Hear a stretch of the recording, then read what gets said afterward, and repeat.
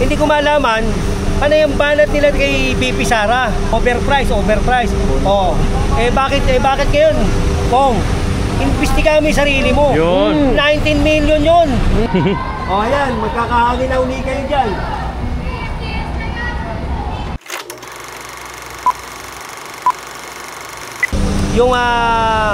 Yung tinayong ano doon, yung tinayong barangay hall na Port Story.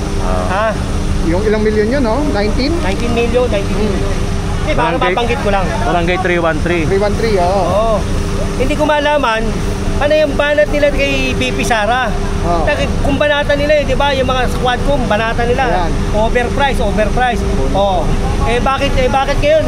Kung imbestigahan mo yung sarili mo. Yun. 19 million yun. Ayun, durog. Di ba? Hindi na kayo naawa sa tao. Kayo nagpapalamig. Yung mga chairman doon ha. Chairman, agawad, SK, basta yung nandun. Nagpapalamig kayo. Yung nasa likod, nahihirapan yung mga estudyante. Nagpapaypay. Init na init. Kayo, lamig na lamig. Hindi pa kayo manigas, mga indot. Jen, anong breed yun? Anong breed ng aso? Ha? Anong breed? Pitbull. Diba? Diba ang tapang niya sa quadcom eh, diba? Kung pati si Sara, titira. Kala nyo wala kayong bayad putik o ngayon, tignan mo, yung ginawa nyo, tama ba yun? Yeah. Walang building permit, walang DPWH, diba? Tinayo nyo sa kalsada, dalawang metro, tinayo nyo, 4 story. Ang titigas na mukha nyo, uy. Ay, alam ko na to si Jen, ganito to. Ganyan yan, nako. Diba, kawawa eh, diba? Ginigiba na ngayon yun, nandun kami sa 4 story. Tuwan-tuwa yung mga bata. Mahahangina na sila. Ngayon eh, sila lang eh. Alam mo pag lumindol doon, baka mamaya madamay pa yung eskwelahan. Correct. Diba? Kasi masyadong makitid dyan eh. Ginawa nyo lang ng pagkakapirahan, kailangan kumita.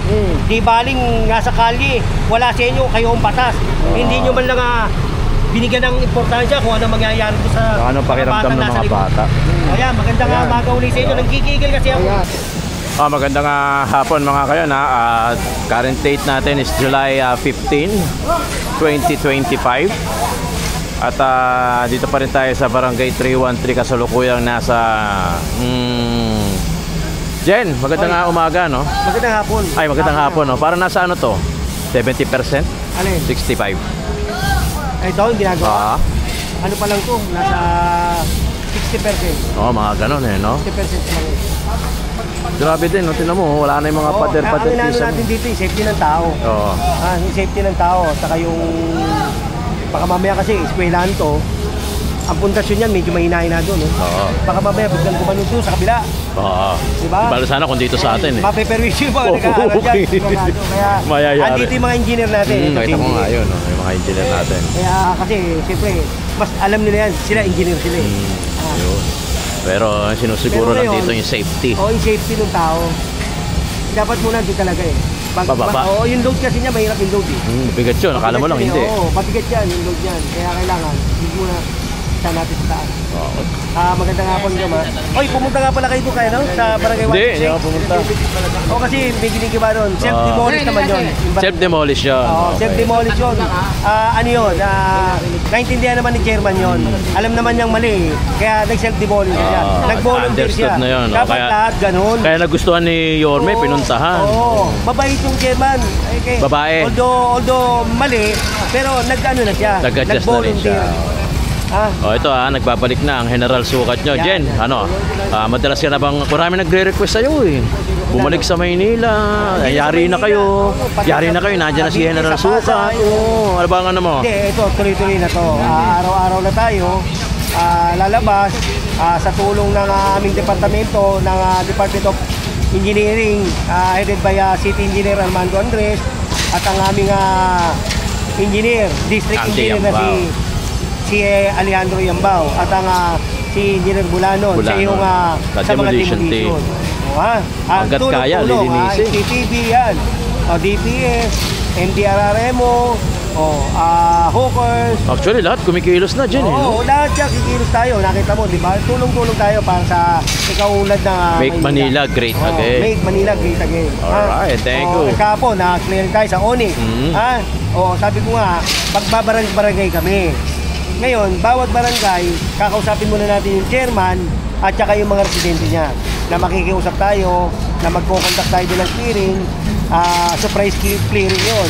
Kaya kailangan masabihan sila na mag-clearing para sila na yung magtanggal ng kanilang mga obstruction. Para hindi rin tayo mahirapan. Ngayon, ang matitira, yung mga kami matukulit. na tayo nagtitira. Ngayon, kung hindi naman sila magalit doon, napagsabihan sila, tatanggalin natin. Nagbabalik na ang General Sukat. Ang dami nagre-request dito. Eh Jen, ang problema lang, yung mga dating trabaho natin ay medyo... Balikan. Hindi. Kasi ngayon dahil sa 3 taon. Ayan. Siyempre yung 3 taon na yun, napakahaba. Ang laki nun. Yung isang linggo nga lang, ang laki na eh. 3 taon pa. O kaya ngayon, pakiusapan natin, dahil naman ang utos ng ating puting mayor, pakiusapan ng tao dahil batang tondo yan. Ayaw din niya yung mga ganun-ganun. Saka Jen, ang dami natutuwa doon sa statement mo, no? Yung habang kayo nagpapalamig, may mga estudyanteng nahihirapan. Hindi, totoo yan ha. Ito mabanggit ko lang. Kasi public eh. Pagka public, wala namang aircon yan eh. Yeah. Di-pay-pay yan, di-pay-pay. Ventilador meron. Ang aircon lang na public, yung pinatayo na Yorme. Ayan. Oo, yun. diba? Sana ito, mabigyan din ng pagkakataon to, di ba? Siyempre, kailangan dyan budget eh. Hindi na naisip yun, grabe. Hindi, tingnan mo habang nagpapasasa sila dyan, totoo naman yun.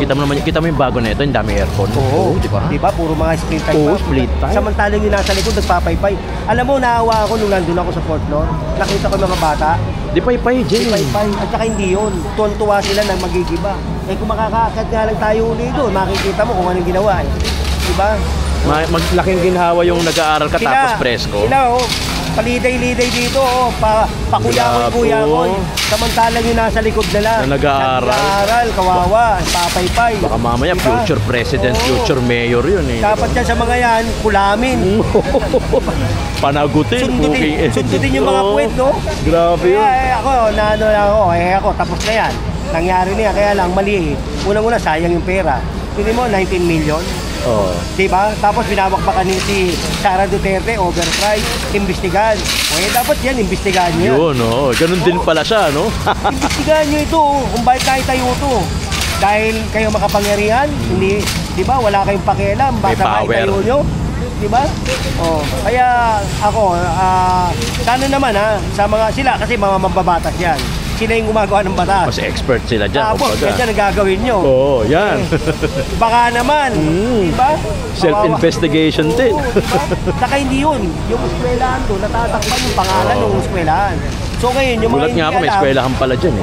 Yung hindi alam na hinahanap yung eskwela na hindi makita kasi natatakpan itong pinagawang building na palpak. Nahiya pa nga dyan eh. Naglagay pa nung maliit na pinto doon, yung gate, iniwasan. Hindi ko malam mo kung sino gumawa ng kontractor. Engineer net. Para lang masabi na, nandiyan na pa naman yung gate eh. Nandiyan yung gate, di ba? Hindi yun eh. Yan, hindi dumaan sa tamang proseso. Paano kung nagulap dyan? Ang daming bata dyan. Tapos. Mamatay. Mamatay. Pangalawa, ang kalye, ito. Yan, makikita mo, kalye. Siyempre, dadaan dyan, mga truck, mga sasakyan. Hindi sila makakatawid kasi mayroong building dito. Tatawid ngayon sa kalsada. Tatawid sa kalsada. Masagi ngayon ng jeep. Hindi lang mga bata, mga buntis, senior, PWD. Paano, di kawawa yung driver. Siyempre, ano pa rin ang driver? Kasi yung driver ang medical. Kaya nga, mali. Ayun, tingnan natin to. Ayun, hinihila na. Hindi ko lang alam kung may pasok dyan. Teka, delegado.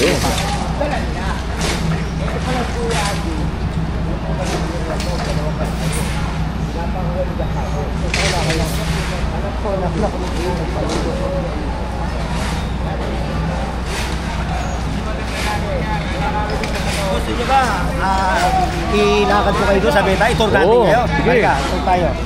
Okay tayo. Kailangan matibay-tibay yung nyo. Baka manginig kayo dyan.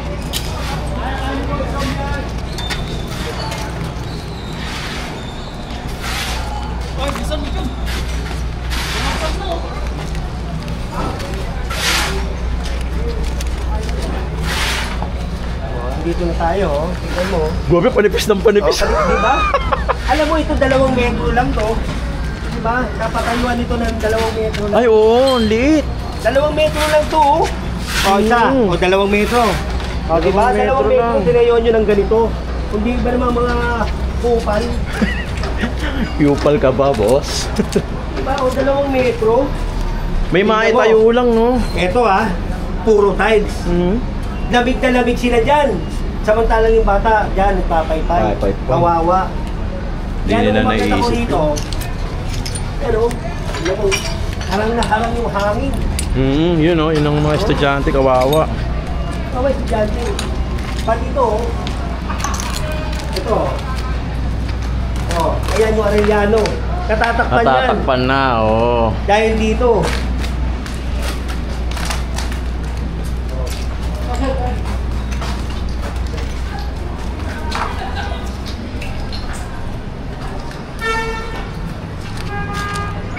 Uy, naulan. Tignan mo, Naulan, Jen. 2 metro. Puti, itinayo nyo 4 story. Diba? Nasaan ang utak yan? Grabe, no? Tapos, ayan tutuwa ni mga estudyante, kasi Mga bata. ng hangin. Diba? Grabe. Kaya kung kayo pinupunta rito, maitur ko kayo para makita niyo yung sitwasyon. Wawa yung mga bata na Public school yan eh. Ay. Ayan, magkakahangin na uli kayo dyan. Ayan. Yan, pagod ako. Mambon, Jen, mambon. Pagod ako.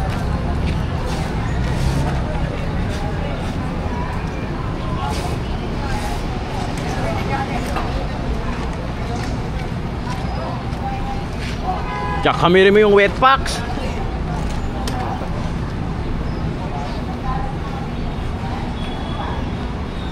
Baka masakto sa butas ako.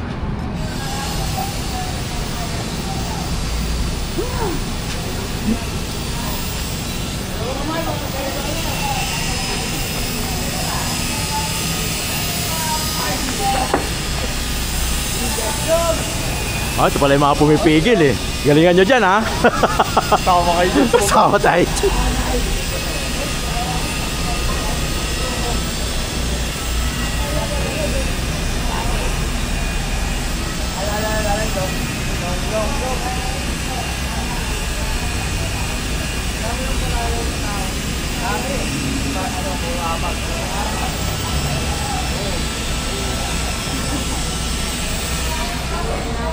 Ada yung sitsil.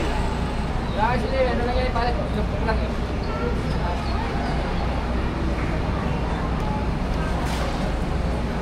Mga baka lang talaga eh. Awit pa.